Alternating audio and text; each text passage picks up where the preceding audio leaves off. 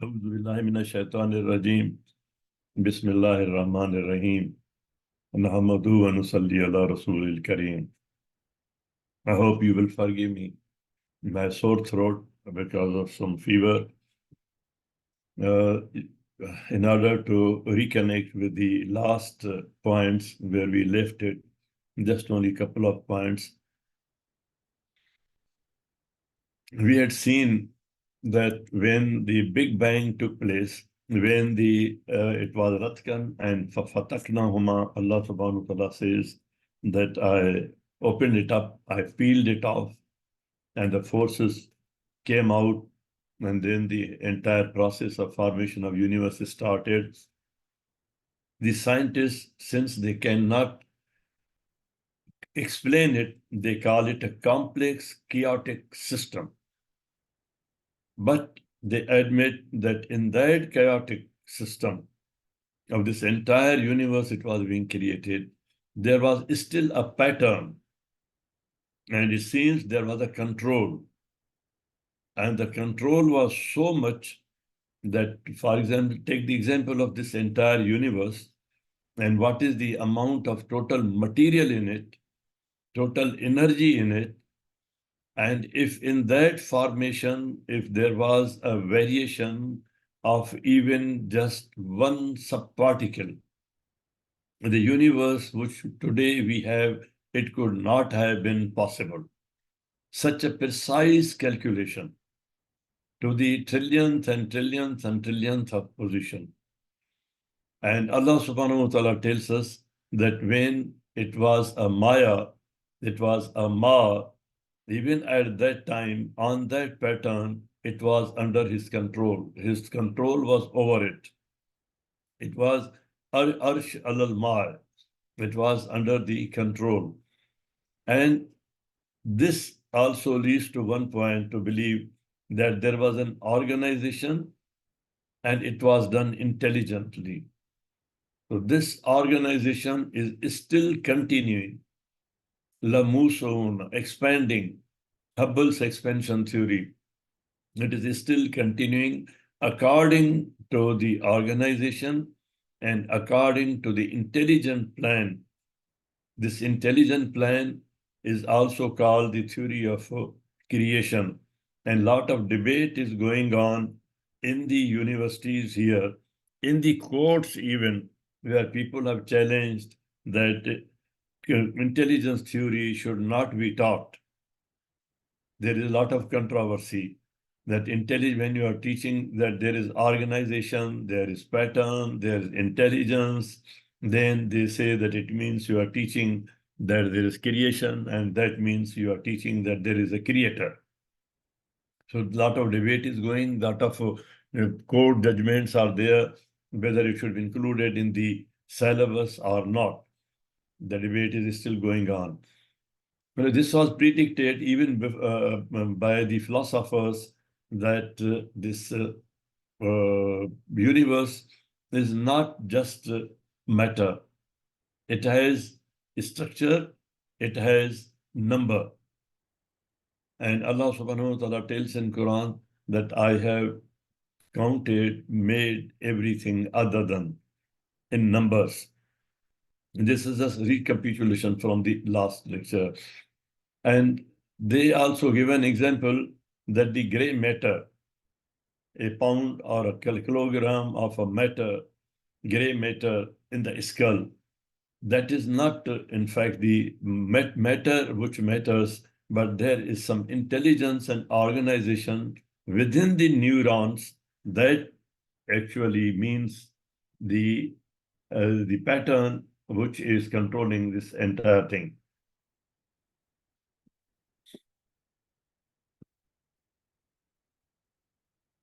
In this behavior, chaotic conditions, as I've already mentioned about the pattern, and there was another factor which they have recognized, that everything was in motion. Look at the enormity of the universe and look at the motion it had at that time and how it was being controlled according to the pattern. Now we come to today's discussion. it has been, these are theories that packet of energy cannot exist as one packet separately. There are always two packets who come together to form a packet of energy. It's not one packet. One quantum cannot exist as one alone. There are quanta. They come together to form quanta. Two quantums join together as vaja. Allah subhanahu wa ta'ala tells us that I have made everything, not only the living things, everything has been made as vaja, that there is a process of zawaj, there is zawajability, that they come together and they form a quanta in energy. Same is the case you see in the living things also, that they have been made as vaja. Now the question here arises that these two packets of energy, when they come together, each one is considered to be its half. It has been assigned a half as each value. And when Zawaj takes place, then it means they are male and female, or there are positive and negative. There is some difference. Both of these parts are not alike. That is why they come together and they couple together. Same is the case in the animal world, that there is male and female. There is positive and negative in the electromagnetic field also. So here the question arises that if these two H value packets come together to form a quanta, then what is the difference between these H2, H and H? They have tried their best till today, but they have not yet been able to find the difference. What is the difference between H and the other H? Similarly, for example, we have seen that there are in the human beings, for example, chromosomes. There are 23 chromosomes which are X and the other 23 chromosomes Y, and these two packets of chromosomes are with the male. The female also has two packets of chromosomes, chromosome X, and again another packet that is also chromosome. And each packet contains 23 chromosomes. And that is the basis of the genetic formation, DNA formation, human genome formation, or any other genetic development in the human being. There also the question arises that when X is available with men, and there are 23 packets of X, and in the packet there are 23 chromosomes which are called X, and Y is also 23. When Y and X, they combine together, they join together, they form a zygote. They create a new life, a new person, a new nafs. They create a new nafs. The question arises, when both of these are available with the man, then why man himself is not reproducing from these two packets X and Y? Why he needs another female? The female has two packets, X and X. Why these two X's are not combining with each other, not forming zygote? What is the barrier? And that barrier was released in Hazrat Maryam.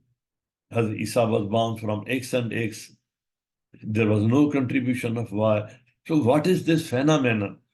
This phenomenon has not yet been decoded in spite of all this progress. The theories are still emerging, and work is taking place on this. And all these theories have emerged after, basically from the days of Darwin when he gave this theory and of evolution, and from slightly, if you go backwards in 17th century, some other scientists had already started speaking about these things. Now that has slowly and gradually led to this stage. And I have been emphasizing that science is based on observation, experimentation, and systematization of knowledge. Science is a body of systematic knowledge. Observation, Greeks did it. Even Aristotle wrote about these things, but in different words. They were speculating. They were assuming. There was assumption. They failed in observation. They had no observation. Quran invited attention to the physical phenomena. Look into the sky, look into the earth, look into the environment, consider. And then the observation, when combined with the philosophy, from this led to experimentation. And then they conducted experiments and verified their theories. And when these experiments took place, the most important initial requirement was the instrumentation. Muslims built the instrumentation also. They created the instrumentation also. But after that, we went into speculation.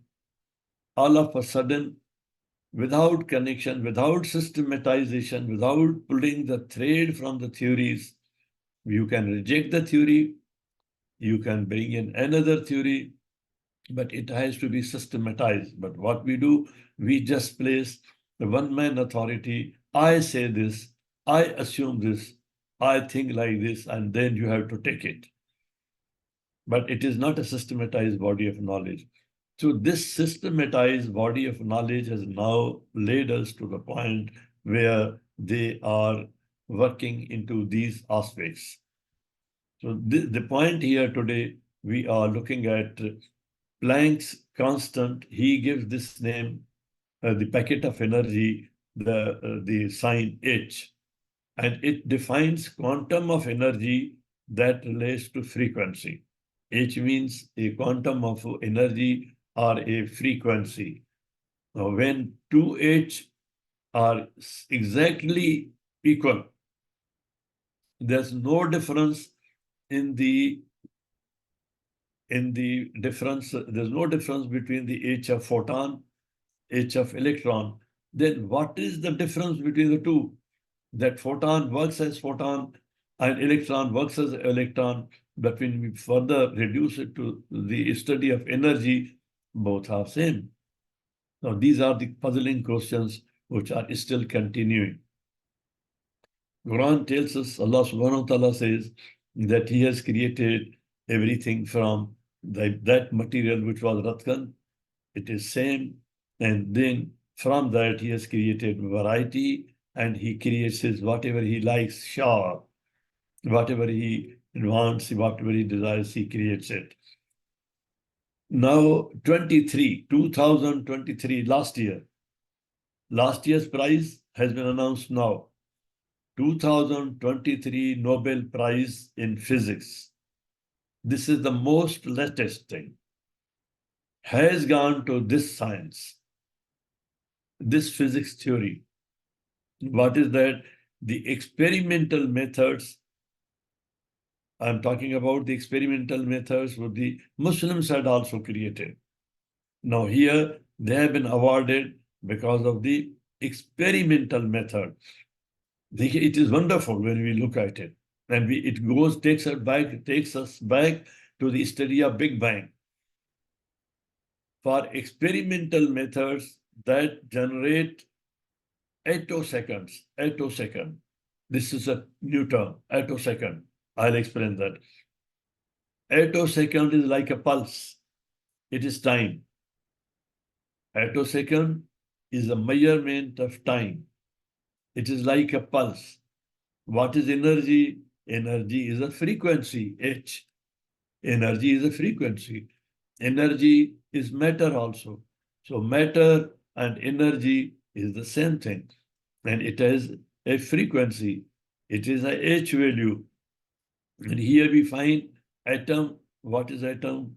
Atom is a pulse. Yeah, attosecond. Attosecond, what is second? Measurement of time. It is a pulse. So now, what does this show?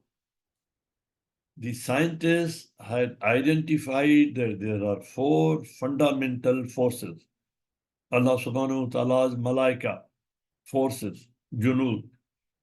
Now they are coming to the point that when it was said that space and time is the same. They are different. Electricity and magnetism was considered separate, but then they said electromagnetic is one force. Then they say that space and time is one force, one thing, is the same thing. It has two aspects. Energy and matter is the same thing. It has two aspects. Now, if at the level of attosecond, if second is also a pulse, that fraction of second is also a pulse. Energy is also a frequency. Matter is also the same thing. It means everything, whether we call it graviton, photon, proton, whatever we call, it's the basic one thing. If it is one thing, then it means they must all be governed by one law. And if there is one law, there is one lawgiver, and that is Vahdaniyat. And science is slowly and gradually coming to the point, and today they are working on this theory that these fundamental forces are not different, they ultimately join together to form one law. All matter and energy and even time and space, they all combine together to form one thing. And if everything is one, there must be one law. If there is one law, there is one lawgiver. Allah is one, who is the creator, who has created. And he is also the Rabb, because the forces, here we see that they are not different. They are also they are also the same. So it means that Allah and Rabb is the same. The Greeks had failed at this point. Aristotle had said that it is only and only matter, and matter is eternal. But Plato had said that there is matter which has been created by the creator, and there is another power. He named it Demiurge, Rabb, if we can translate it, who is maintaining this universe. So he thought that there are two forces. The Zoroastrians, when they corrupted their religion, otherwise it was a religion of oneness, they said there are three forces. Zulwan, Angra Mainyu, Ahura Mazda. Similarly, Egyptians, before that, much before that, they presented the concept of Trinity. And from that, Christianity adopted it as Trinity. But they thought that there is one creator and there is someone who is helping the creator to maintain. But here, science is now coming closer to this combination. So this theory of, this is called theory of oneness or unified theory, theory of everything. These are different names. So Vadaniyat of Uluyat and Rububiyat. This is proving. And this is the latest in physics to 2023. Nobel Prize has been given in this, the experimental methods that generate attosecond pulses of light, photons, Noor, for the study of electron dynamics in matter. Before this, when they had studied the electron dynamics, they had combined magnetism and electricity. And they say now that electromagnetic is one force.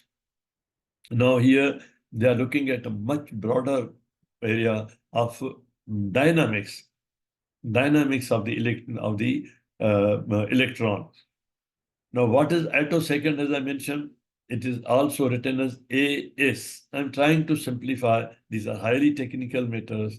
I don't understand. You may have much better background of physics, chemistry, sciences. You can verify this. I may make mistakes, but how much, whatever I have tried, I've just tried to make it simpler so that I can present. Attosecond, unit of time. It's a unit of time, as I said.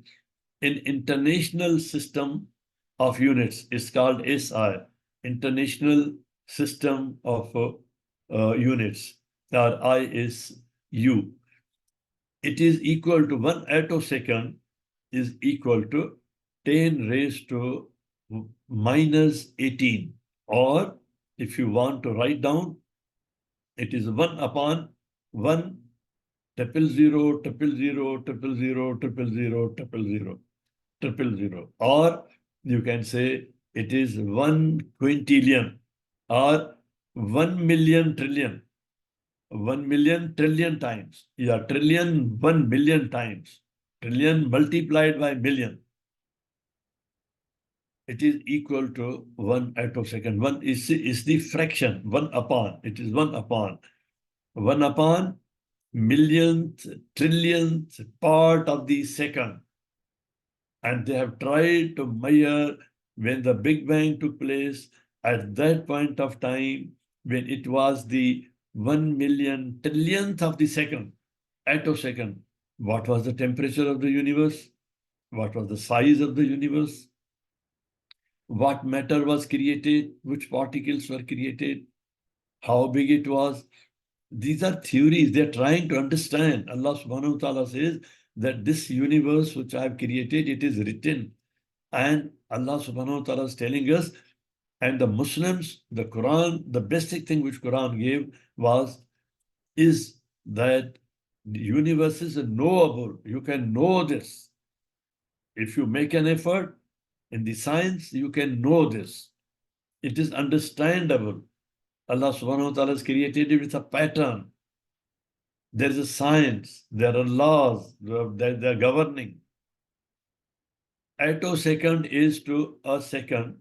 And if we compare attosecond to 1 second, as we compare 1 second to 1 minute, but here we are comparing 1 attosecond, we are now comparing with second. How much is the difference between the two? Between attosecond and second. Second and attosecond. We are comparing their difference. The difference is, as the difference would be between 1 second and 31.71 billion years. Look at the preciseness. If 31.71 billion years,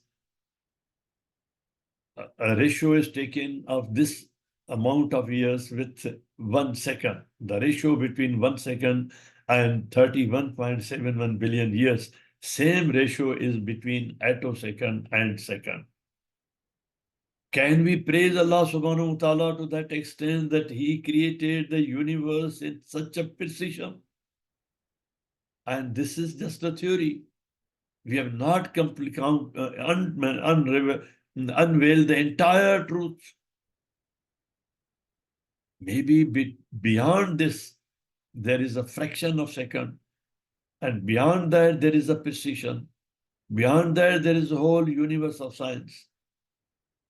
We fail to praise properly what Allah subhanahu wa ta'ala has created and so precisely. This was just about the point of the precision when the Big Bang took place. Ratkan, fataknahuma, and then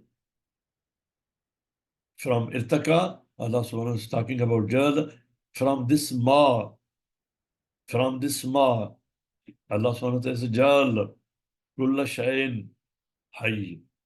From those temperatures, from those materials, from those basic materials, with this enormity, ultimately he created everything biotic.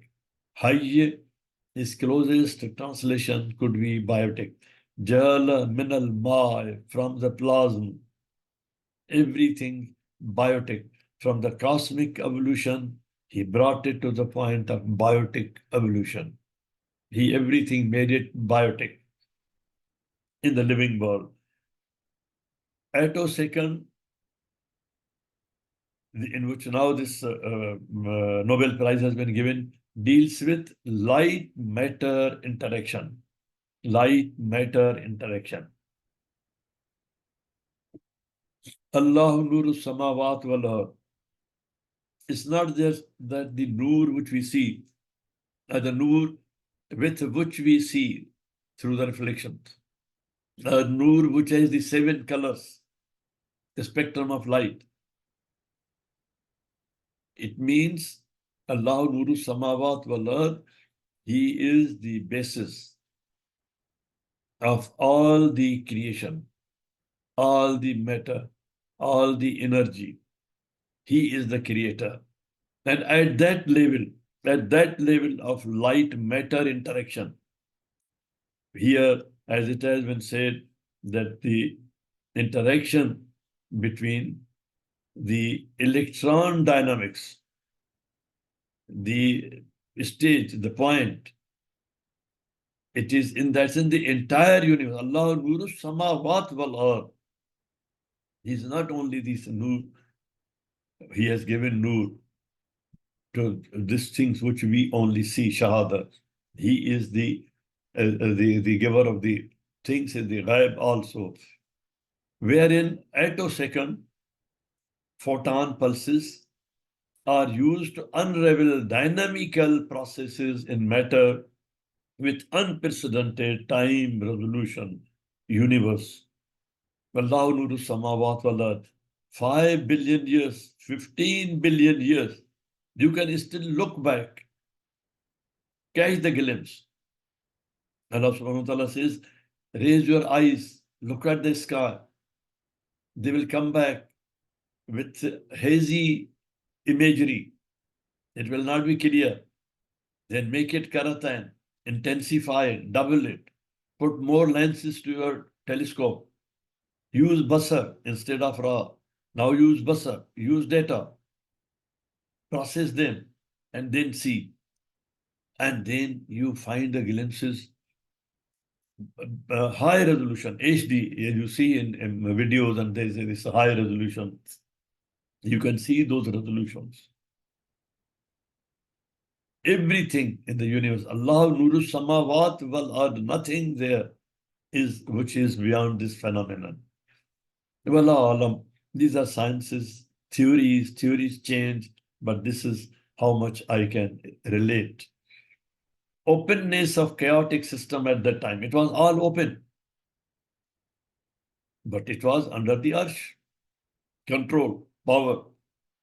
Allah subhanahu wa ta'ala says that corresponds to multiplicity of possibilities. In science, when we talk about openness of system, that means it is open to formation or working of in different ways. Multiplicity of possibilities. For example, there could have been a universe of matter as it is today, or it could have been a universe of antimatter, or it could have been a different universe. We are in the 3-dimensional world. Surah Fatir says, Allah subhanahu wa ta'ala says that I make creations of multiple ijnatan. Ijnatan means dimensions. I have created forces, Allah subhanahu wa ta'ala says. I have created malaika. I have created forces of different dimensions. And I can increase the dimensions.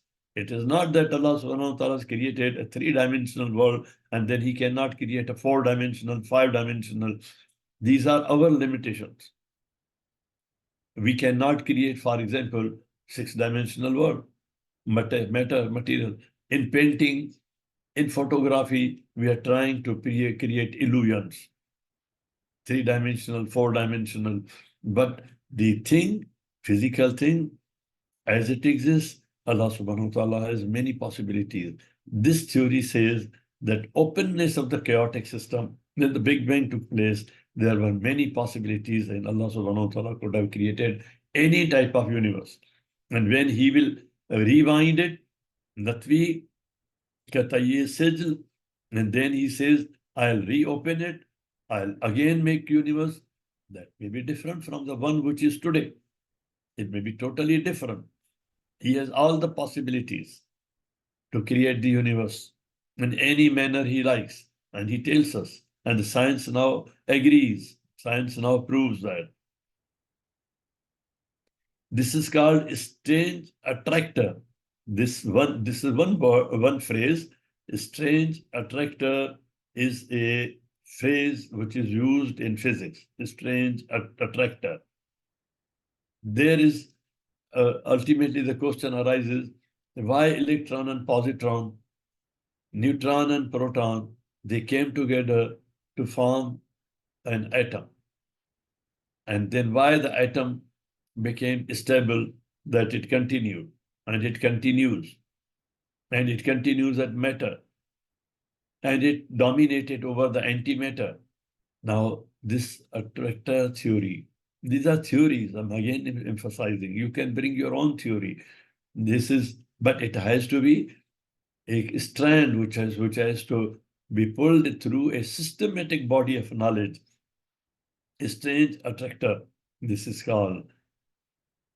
And these are certain other explanations. The term strange attractor describes an attractor, a region or shape to which points are pulled as a result of a certain process. Now, this certain process they cannot describe. They don't know how Allah did it. That this atom, that this electron and positron, they came together, they found what was that process? They say it must be a process. Everything Ma was under the arsh, under the control. So it must have been through some process. There must be some process. What was that process? They have not yet been able to understand how this process took place and how it remains stable. Atom remains stable. That displays sensitive dependence on initial conditions. What does this mean? This means that everything was under control, and the initial conditions which were created with Big Bang, they were also already designed that when this Ratkan, Fatak, it be Fatak, then what will be the conditions? Everything Allah subhanahu wa ta'ala had decided was in his Shah, and when he kada amran, he made it a shay, a singularity, and when these things were separated, fatkan, then everything went and goes on and will go on according to his design. That is what says that even at the initial condition, it was not just that the dumb bomb was thrown, as they are throwing in Gaza. It was not a dumb explosion. It was a smart explosion, which had a design in it, which had an intelligence in it, which had a pattern in it. And that pattern is still the moon, it is expanding. In mathematical field of dynamical systems, dynamical system, interactions of electron, photon, an attractor is a set of states towards which a system tends to evolve for a wide variety of starting conditions of the system. Then what type of universe is required to be made? That type of universe was already kada amran. It was already decided and embedded, provided in that explosion, in that employment, or whatever we are fatak, in that fatak, it was provided, it was already there. Systems values that get close enough to attractor values that they come together to form an atom remain close even if slightly disturbed. And at this point, they introduce one more theory that when all the forces are equal, matter and antimatter are being formed with equal, there's no difference between electron of one and electron of the other. There's no difference between the H value of one and the H value of the other. But they say that when they come together, they unite together, then they have a slight comparative stability also, that the other thing then cannot disturb or disunited. If the conditions are different, there are bigger impacts.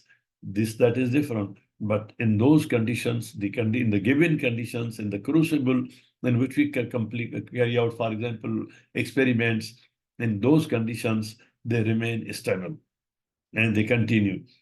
For example, once the man was evolved, then at that level, he remains stable. He will not go back to become a monkey. Allah subhanahu wa ta'ala has all the power. He can do anything he likes. But so far as the process is concerned, it will not go back. Complex systems manifest surprising powers of self-organization. Self-organization. DNA is self-organized. We don't take a knife and cut the DNA in two in our body. It automatically breaks, separates, multiplies, it replicates. These are self-organized systems. How the amino acids come together to form ATCG or CGTA, this is self-organization. And self-organization is because of, as we have seen, because of a pattern, because of intelligence. And this self-organization, if they are organized in a particular manner, it creates qualities, it creates attributes, and that creates functionalities. That AT functions differently from the TA. It functions differently. Your complex systems manifest surprising power of organization, self-replication, for example, in DNA. This constitutes self-generation of amazing degree of orderliness in the universe. In the entire universe, there's an order. When Adam alayhi salam was being created, being Jal, being upgraded, and Allah subhanahu wa ta'ala presented before the Malaika said, Subhanallah, the one who is making so much fuss here, fighting, shedding blood, you will make him an organizer. Although we are here, we are doing the sabah for you. In the orbits which you have assigned, this is sabah. We perform our duty as you have assigned, and we are doing qadrs. We are maintaining the order also. We are doing all these things, and you are creating a manager, subhanallah, from this creation, subhanallah. They were praising this. So this degree of orderliness is there in the universe. I think I've covered about 3/4. I stop here, and this from this complex systems of manifest complex systems based on organization. Allah willing, we'll take up next time. Subhan Rabbika Rabbil Izzat Amma Yasifun wa Salamun Alal Mursaleen walhamdulillahi Rabbil Alameen. اللهم صل وسلم وبارك على سيدنا محمد وعلى آله وصحبه. اللهم اهدنا فيمن هديت وعافنا فيمن عافيت وتولنا فيمن توليت وبارك اللهم لنا فيما أعطيت وقنا واصرف عنا شر ما قضيت. اللهم ادخلنا برحمتك في عبادك الصالحين. اللهم اخرجنا من ظلمات الجهل والوهم إلى أنوار العلم. اللهم علمنا ما ينفعنا وانفعنا بما علمتنا وزدنا علما. اللهم اجعلنا ممن يستمعون القول فيتبعون أحسنه. اللهم اكفنا بحلالك عن حرامك وبطاعتك عن معصيتك وبفضلك عن من سواك. اللهم فضلك ورحمتك على كلمة الحق والدين. اللهم انصر الإسلام وأعز المسلمين يا أكرم الأكرمين.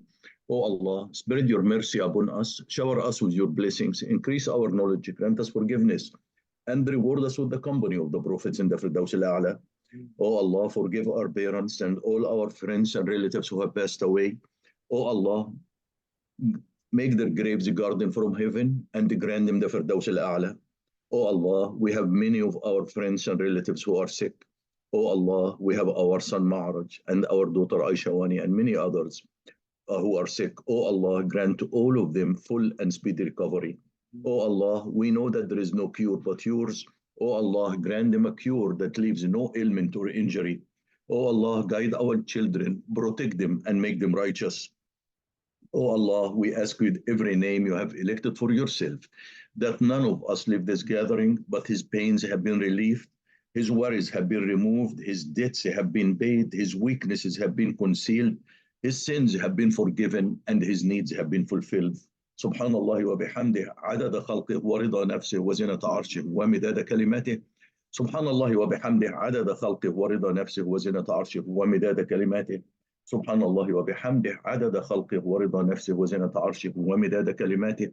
والعصر إن الإنسان لفي خسر إلا الذين آمنوا وعملوا الصالحات وتواصوا بالحق وتواصوا بالصبر. وآخر دعوانا أن الحمد لله رب العالمين والصلاة والسلام على خير المرسلين. اللهم صل وسلم وبارك على سيدنا محمد وعلى آله وصحبه والسلام عليكم ورحمة الله وبركاته.